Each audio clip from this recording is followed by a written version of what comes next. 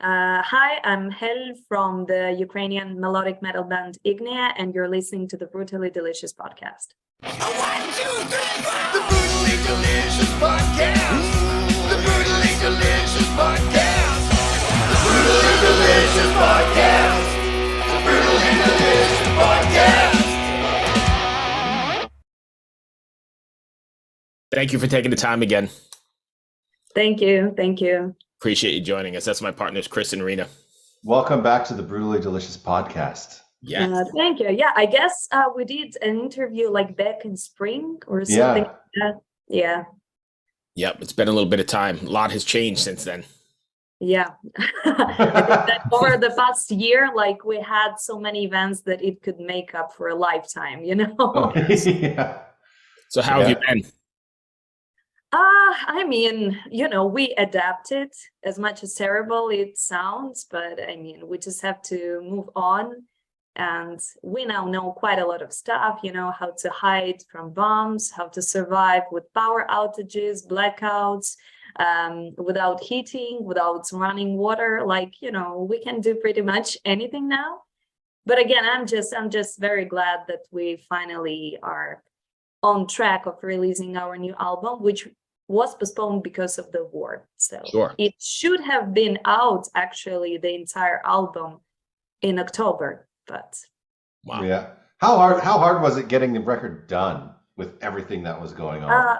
we actually, like, the record, the composing part was ready in 2021, and we actually, like, before the full-scale war started, we recorded half of the album. And then, like, after, you know, the first several months of the war, and then we thought that we could still be able to, you know, to record it before the deadlines, because, you know, with the label that we have now, it's a big label and everything is done very much in advance. So it's not like that. You just have to have everything prepared like half a year in advance. So yeah, we recorded the second part of the album in between missile attacks and bombs, and we also had, like, even now we have a strict curfew, meaning that at 11 p.m. no one is allowed on the streets, but back then it was like 7 p.m., you know. So it was really hard, because we also have, like, the studio of our sound producer is on another side of Kiev, and we also had, like, we had tons of checkpoints all over the Kiev, like with military back then. So it took us, you know, 3 hours to go there, then quickly record everything and hope that there is no air raid siren like during the recording, and then get back before the curfew. So yeah, but in the end, we just, you know, because at the beginning, we just hoped that maybe it would take, you know, several months, and little did we know, you know. And yeah, and then when we realized that we couldn't film any proper official music videos because, again, of all the shelling, curfews, a lot of production teams have been unavailable back then. So we just contacted the label and decided to postpone it. Wow. So I don't say that it was easier to do it all in autumn, but still it has been better. Wow. Rena? I can't even, like, you're doing all this with a smile on your face. It blows my mind. Yeah, you know, because like if I don't do it with a smile, like, and everything, I don't know, we would just be in a constant depression out here. And also, like, we really truly believe in our armed forces and in all the help that we're getting from the Western civilized countries, you know. So that's why we just have hope.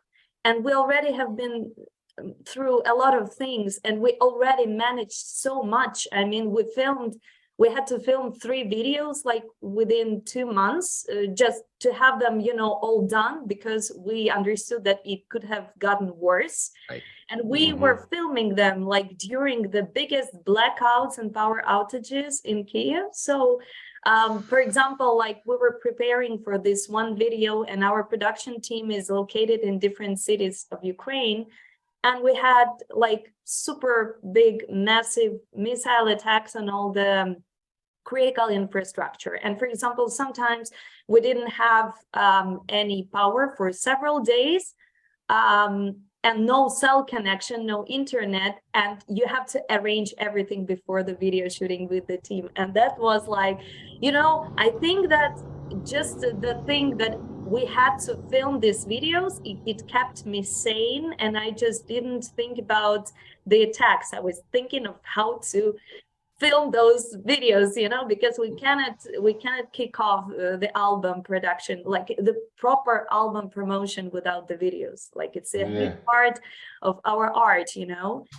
So, but we managed it all. I mean, we use generators. Like, by the way, tomorrow there will be a making of our first video. It will be out on Napalm Records YouTube channel. So oh wow, check it out. Yeah.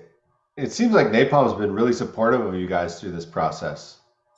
Yeah, I mean, I'm really grateful that they were understanding of our situation, and they agreed to postpone the album. And I'm just this is the first time for us working with them. It's our debut album on the label, so we are learning a lot in process.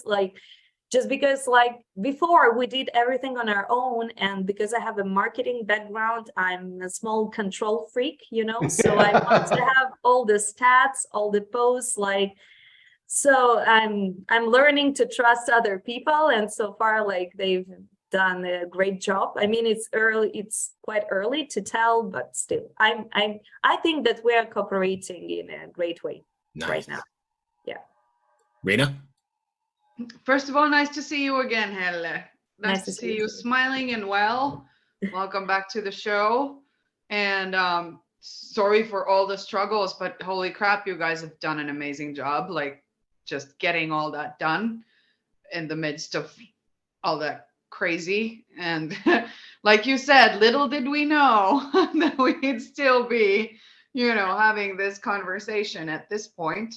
But how have you been, you said that the smiling is important, and I completely understand the control freak part and how helpful it is to have something else to put all your mental and physical energy into.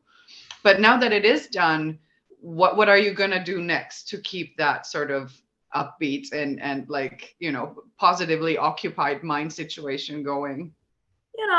At this point, I'm really glad that the first single is already out there, and with this album, it's a concept album, and there is so much to tell about every song, about all the concept, about how we did it, and we prepared so much content over the past several months that sometimes I just have to choose what to post first, because it's tons of content. We're still running our Patreon, and we're really active out there.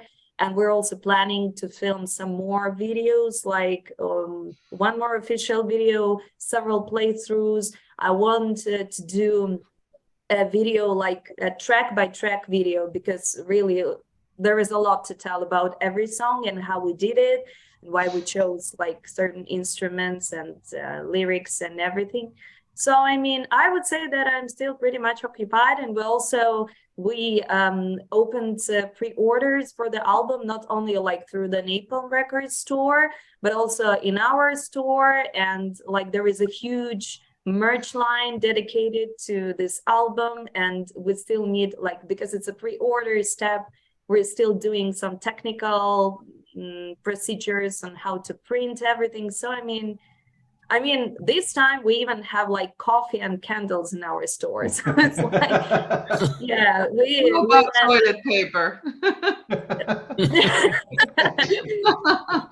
Yeah. So, and to be honest, little did we know back then, and little do we know now as well, because, for example, this Friday is 1 year since the beginning of the full-scale war, and everybody's saying that we will have these huge missile attacks once again, because this is what Russians usually do on on the solid dates. So we're taking it step by step and trying to do what we can. And right now, I'm just mostly occupied with promoting the album, because we really worked a lot on it. We put a lot of effort, and it's it's tested with time because it was written in 2021. And when we rehearse the songs right now, we still like them. So, I mean, it's time-proof songs, and we still haven't performed with them live. So I'm really looking forward to it all. Nomad's Luck is a banger for sure. Thank you. Thanks a lot. Yeah, I've been cranking it nonstop. Yeah, me too this morning, all morning for sure. The one thing that kind of struck me about this record is it kind of seems like a really feminist record. And I mean that in the best possible way. Yeah, I actually really hope that people don't perceive it this way. Because I understand, like, again, maybe for the viewers, like, this album is about the Ukrainian photographer, traveler, documentarian and writer Sofia Yablonska, who is a woman, and she lived in the previous century, and she traveled like all over the world to very distant corners and very unusual places. And she traveled mostly alone, and she could live with some tribes somewhere in the mountains of China, or I don't know, Morocco and everything. And it was really very unusual for a woman of her time because, like, I mean, traveling was also different back then. And for example, she traveled a lot by ships, like, so. And she visited Australia, New Zealand, and everything. So it was like really distant corners. And it may sound like a feminist album, but I really am not intending to do it this way because I'm fascinated by her, not as by a woman, but as by person, Nice.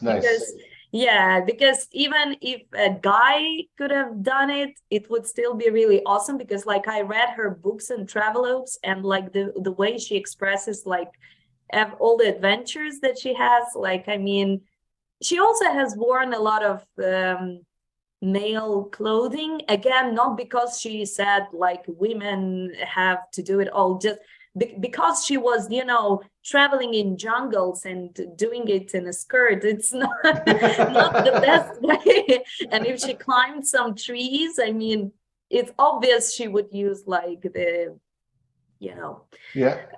male clothing. So, I mean, yeah. Okay. So I have one then. How did you hook up with Tuomas from Wolfheart? Yeah, so actually it was Napalm who helped us to get the guest vocals for the song Opium Mist. And to be honest, like, we just wanted to have someone with deep male growls, different to my growls on the song, because this song is about how Yablonska traveled to China and how she had this friend, an older Chinese man, and she used to smoke opium with him. Like, it wasn't for a long time because it was like for a short period. And usually like they smoked, and she describes how they had all this multicultural discussions, how their cultures differ from each other, and blah blah blah. And in this particular song, I'm trying to show that when she smoked opium, she had like this homesickness popping into her head, and this is like what this song is about. And so basically it's like a conversation between her and this man, and that's why I just wanted to have some male growls in the song. We had another guest vocalist in mind, but he's also from Ukraine, and it was really hard, to make such a collaboration under the circumstances. But in the end, like, we came closer and closer to the deadline, and I wrote to Napalm and I said, okay, if you could contact us like with Tuomas, it would be great. And he was very kind to accept the offer, and he recorded it really quickly. And I'm really grateful because now I hear that this was for the best, because his vocals, like, they fit the song even better. So sweet. In the end, everything worked out well, and I really hope that we meet him in person someday to say thank you in person. He's a great guy. He's been on the show at least once, and I think he owes me a beer, right, Chris? I think so, yes. I do believe so. Okay.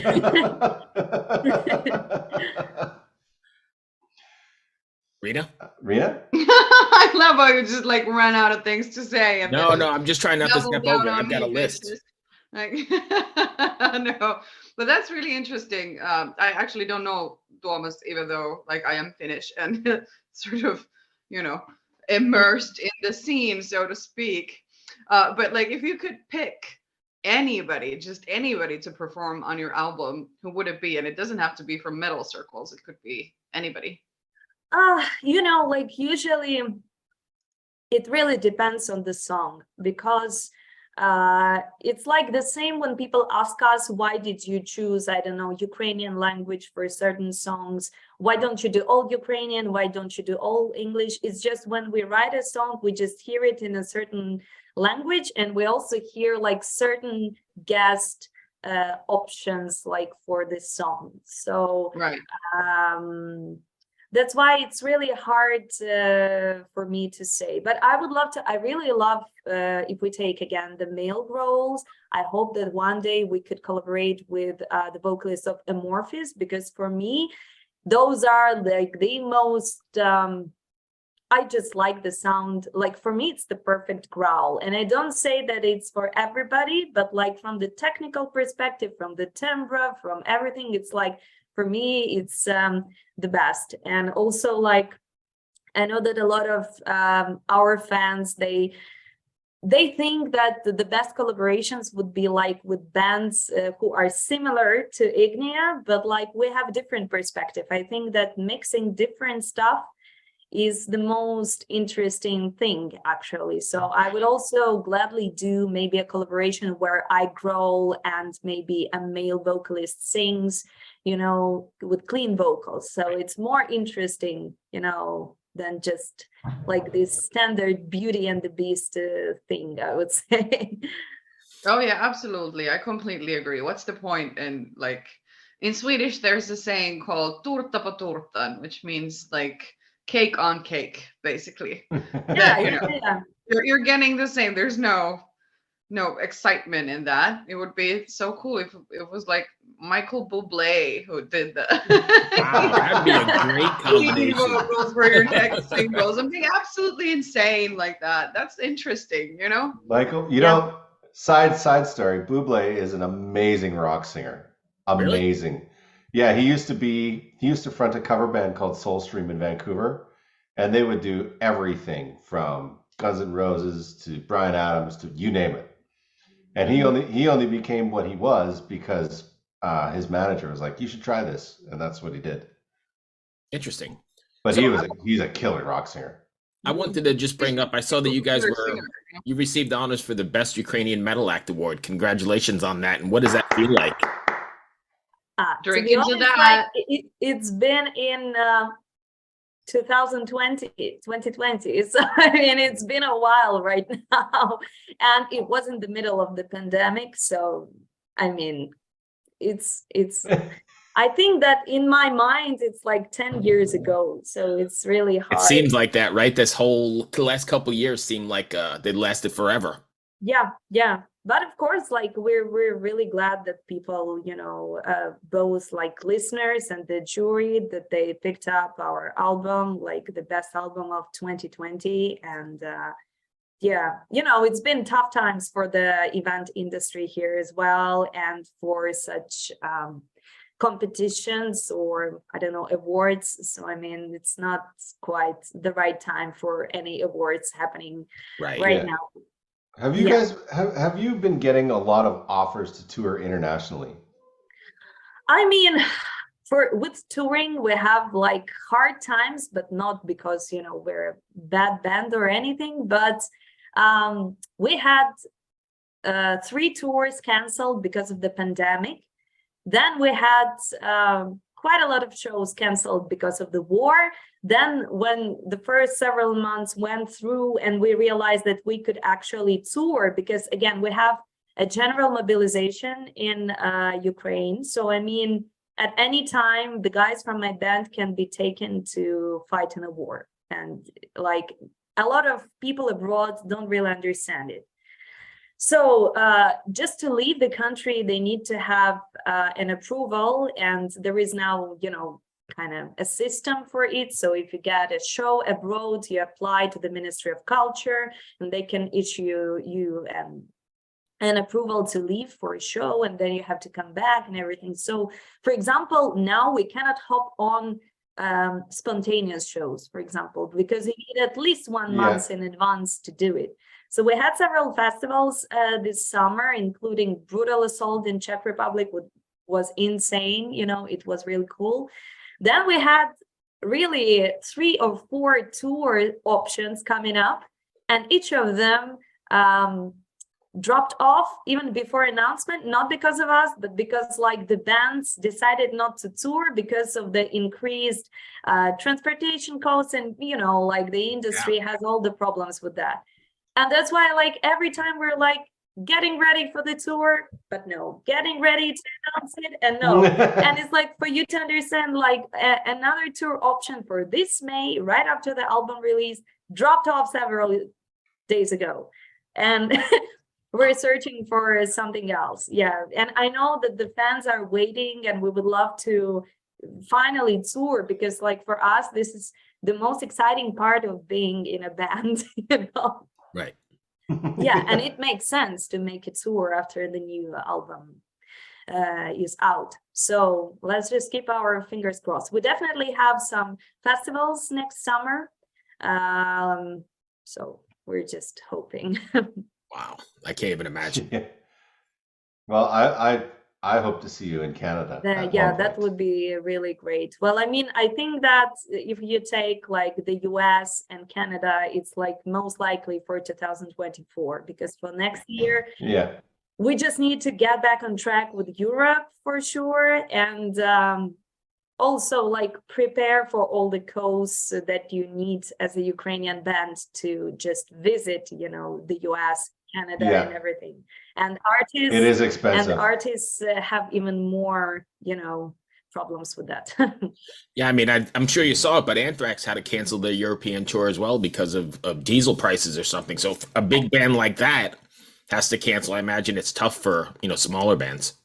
Yeah, but you also have to understand that bigger bands, they have bigger teams and they have bigger production costs. So it's like, I think that it's more or less the same for everyone. But even if you take like the Nightliner costs, I don't know, it's insane. It's insane how much it costs right now. So again, like to all the listeners, like if you can support the band that you like, just do it. And it doesn't necessarily mean that you have to buy like their merch or records, which is great, but still, even if you just share a video like with your friends or stream anything on Spotify, it's like it's really a huge support. And we really need it now, especially on such an oversaturated market. I mean, I'm mind blown by the number of records released this year. I mean, even Metallica, I mean, like they were sitting for so many years. This year we're releasing. Like, yeah, sure. That's exactly what's happened. Like, you know, so many bands, I bet, were like, we're gonna sit out the pandemic. And like, then it just went on and on, like the war. And then, you know, shit just gets piled up, and now that pile is just like falling on people. Yeah, but you know, I think a lot of people are gonna be expecting that album of yours and be really stoked when it's out. The last time we spoke, you said you guys have a lot of fans in Finland, and so I'm pretty sure, like, you know, any of the civilized countries are gonna be rooting for you as a like, you know, just because of where you're from. And that's not a bad thing at this point. It's just like opening a door, and then they're gonna listen to all the bangers and be like, yeah, hell yeah, this is the shit, you know. but hope definitely so. I think you guys have a slight advantage. If anything good came out of this war, maybe yeah, right now it's like being Ukrainian is like a huge advantage, you know. Never have thought about this, but yeah, this is what it is right now. But still, I mean, it's like a very small payoff for the like a chance of being killed every day. Like, awful humor on my part. I'm sorry. Yeah, no, it's okay. But again, like for us, it's dark humor every day, and it keeps us, keeps us sane as well. Yeah. And for Finland, like it was really, we postponed our headline shows in Finland for 3 times because of the pandemic, and now they were canceled because of the war. Like we should have been there in May. And I think that we are trying to do something with our booking agency to have them again. But the problem is the airplanes are not flying from Ukraine for a year now. So to come to Finland, we have to travel like 1 day to Poland across the border, like with the bus, and then maybe fly or maybe drive. So I mean, like, not getting any easier. Yeah, not at all. Not at all. Wow. That's all I've got. Chris, you got anything else? Rena? I don't know.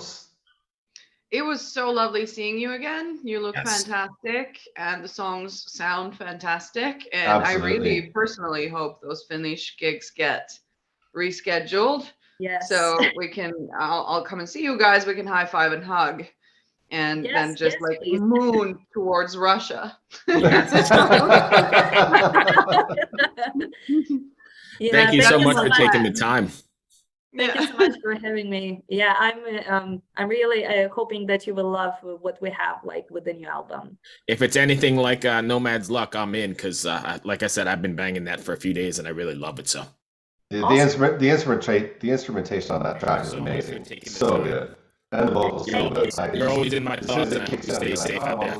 Yeah. Thanks a lot. Thanks a lot. Give our best to Have the a band. great day. Yes. Thank Yeah. you. Be well. Greetings to the band. Be well. Yes. Be safe. Talk later. Cheers. Bye. Cheers. Bye.